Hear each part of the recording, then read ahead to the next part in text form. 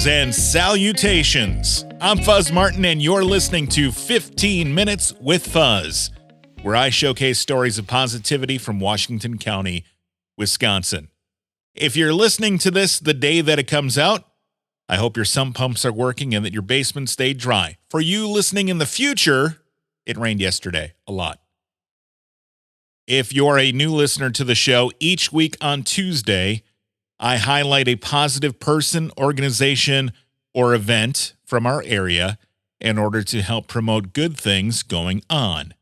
If you like the show, please do me a favor and hit the follow button in your podcast player, and you will receive all the new episodes when they come out on Tuesday mornings.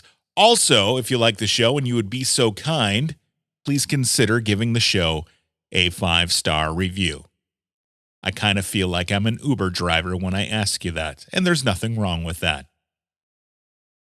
This week, I'm joined by Pete Samson, president of the Richfield Historical Society. The Richfield Historical Society is a very active organization, and they have a lot of fun events and lectures that seem to pack the house. Pete was great to talk to, and I encourage you to check out their Maple Syrup Family Day coming up on March 25th. And with that, here's 15 minutes with Pete Samson of the Richfield Historical Society on 15 Minutes with Fuzz.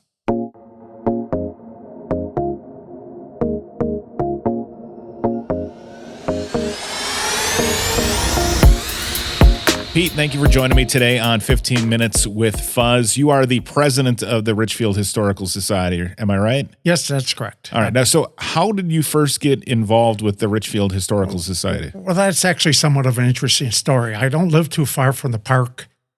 Before I retired, I used to take my dog walking through the park, and they would see me in the park so often. They say, hey, sometime you ought to join us and help out in the park. So about 8 years ago, I retired, and I started working in a park and really enjoyed it. And now I somehow became the president.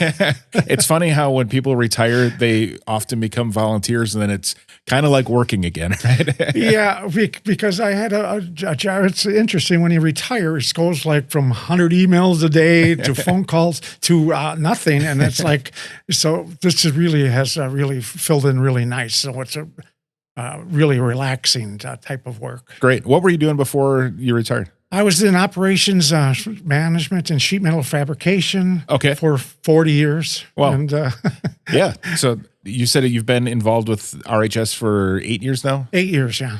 And you've obviously seen a lot of Richfield's history now, as it being the president and being involved for 8 years. What is one of your favorite parts of Richfield's history? One of the favorite part is actually just understanding how we used to have a railroad station and things like that.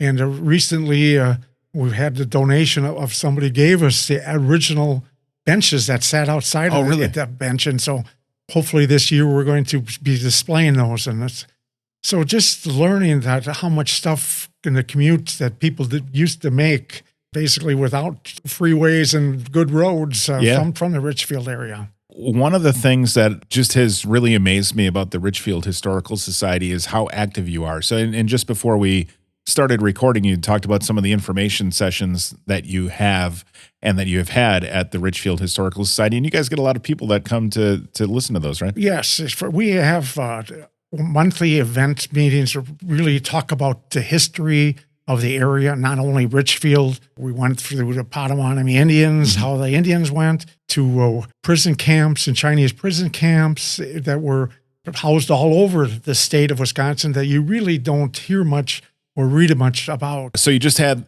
the German beer event, and now you have more events coming up later this year. And we'll talk about the Maple Sugar Family Day, which is coming up soon. We'll talk about that in a bit. But what are some of the other events that the Richfield Historical Society has throughout the year? Well, we have a nice art in the mill, which has about 80 different artists showing different products. And we really just a juried event, so it's all stuff that people actually make. And then our threshery, Harvest Fest, comes in September. It's the third weekend of September. It's a 2-day event where it's just amazing the type of equipment. We have a 1903 steam engine running a 52-inch sawmill cutting with an operator riding right next to it, cutting these logs. And it's just really impressive to see. I bet. What else do you guys have throughout the year? One of our newer events is a Blacksmith Day, which is the first weekend in October, where we have a little bit more of a hands-on for the people can actually see and actually do some stuff. And an event we just added last year to actually really was this very successful for our first year is a Luminary Walk, which is the first weekend in November. And for first event on a very windy night, we exceeded all of our expectations and look forward to having an event like that.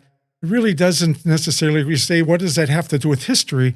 It really brings younger people to the park with families who come back to our events, because sometimes I personally drove past the park for years without ever driving in to see what the park was all about. Let's talk about the park for a moment. So there's the Richfield Historical Park, and then there's also the Richfield Nature Park. Is that right? Yes. Basically, you would not know the difference, except the Historical Park is about 33 acres, and it's just to follow the road that goes through the park, and that's the road that it's the Historical Park. Okay. The Nature Park is behind the Historical Park, and really nice walking and hiking trails around the park. And it's really an enjoyable, it's about a half a mile off the road, so you don't see it. You just feel like you're out really in the middle of nowhere. Sure. Feels like you're going to someone's house or something. Yeah. Is there a cost to get into the park? Or? Park is free all year long. Okay. And there's no charge to get in the park. What things in the historical part of the park, what kind of things can you see there? Well, in this historical park, I think it's one of the most photographed, where we bring a lot of people and a lot of photographers come in and they do high school pictures, graduation, senior pictures, family pictures, baby pictures. Our historical buildings really are a beautiful background to that. Is there event space? Can people rent space there at all for events and things? We offer a rental of, really the rental is only if you want to have some tables and benches set up or power. Otherwise, the use of the park is pretty much free. You can sit around all the buildings, and there's really nice. We have benches and tables throughout the park for people just to come in and enjoy the day. Coming up on Saturday, March 25th, is the Richfield Historical Society Maple Syrup Family Day. What can you tell me about that event? Well, this is one of my favorite events. We do a lot of collecting of sap and maple syrup, so this is really close to the end of the season.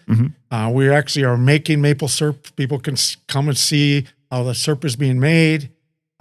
We have the event is totally free, except if you want to make some purchases. But you can come to the event and enjoy goats, ducks, watching the blacksmiths, learning how a maple syrup is made. That is all free. A great event for the kids and families and things like that. It's one of our biggest events attendance for young families, and it's fun to see. We do an education day that I did not mention with all the third and fourth graders throughout the school, and it's fun to see kids come back and say, "Oh, I remember coming here at education day." And then actually some people, I had one young married couple come and says, "I remember coming here when I was in fifth grade." So we've been doing that for a long time as well. That's great. So Pete, do you get involved with making the maple syrup at all? Yes, I do. I'm sort of, somehow that was my first thing in charge, just being in charge of. And we tap over 100 trees in the park. And by the end of the season, we'll collect 12 to 1,500 gallons of maple syrup and make about 30 to 35 gallons of maple syrup that we actually sell at this event. Okay, so people can come and buy the syrup. People can come and buy the syrup at the event. That's awesome. And speaking of maple syrup, there's also a pancake breakfast that day. Is that right? Yeah, pancake breakfast is all the pancakes you can eat. It's a reasonably cost $7, and do you have to buy tickets ahead of time for that? No. Okay. So that's from 9 till 12 on Saturday, March 25th, but the event goes until 4 p.m.? Yes, it does. Then we have hot dogs and other snacks available for purchase throughout the day. If people want to find out more information about the Maple Syrup Family Day pancake breakfast or just about the Richfield Historical Society as a whole, where can they go? They're going to go to richfieldhistoricalsociety.com. or they can go on our Facebook page. We have a really nice active Facebook page that shows the current events. And we also have a YouTube page that really shows a nice overview of the park. Again, I want to say that I'm active in the community. I work on a number of nonprofits, and I know how much work it can be to do these kind of things. And I think that you guys do such a good job of staying active, presenting really interesting information, and keeping people involved with the Historical Society. So kudos to you. Thank you. And I was impressed with that myself, because I wasn't, when we said to have monthly meetings, and I go, oh, okay, there's going to be 5 or 6 of us at this monthly meeting, and we average 60 to 100 people. Wow. And I think part of it is we try to get different speakers that are of interest to people. So we get 1 month it might be you have an interest in farming, the next month you might have the beer, or we have a nice person that comes in who talks about being President Lincoln's wife, Mary, and dressed up in attire, and it's really an interesting story as well. That's excellent. So again, richfieldhistoricalsociety.org, and also check out their Facebook page.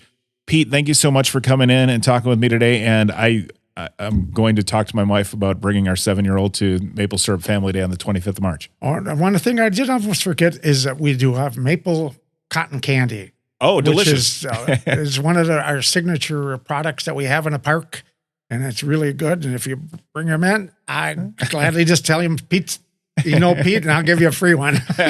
Excellent. I'm in. We never turn down free cotton candy. But yes, that's maple syrup cotton candy. That sounds amazing. Pete, thanks again. We appreciate you coming in. Thank you. Thank you again to Pete Samson of the Richfield Historical Society for joining me for today's episode of 15 Minutes with Fuzz. Again, Maple Syrup Family Day is coming up on Saturday, March 25th from 9 till 4 at Richfield Historical Park. Put it in your calendar.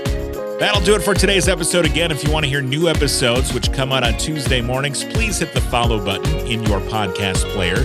You can also listen to all of the episodes of 15 with Fuzz at 15withfuzz.com. That's 15 spelled out with fuzz.com. And if you want to suggest a topic for the show, please click the contact button there on 15withfuzz.com and send me your suggestions. I'm always looking for positive stories happening here in or around Washington County. Have a great week, and I will talk to you next Tuesday here on 15 Minutes with Fuzz.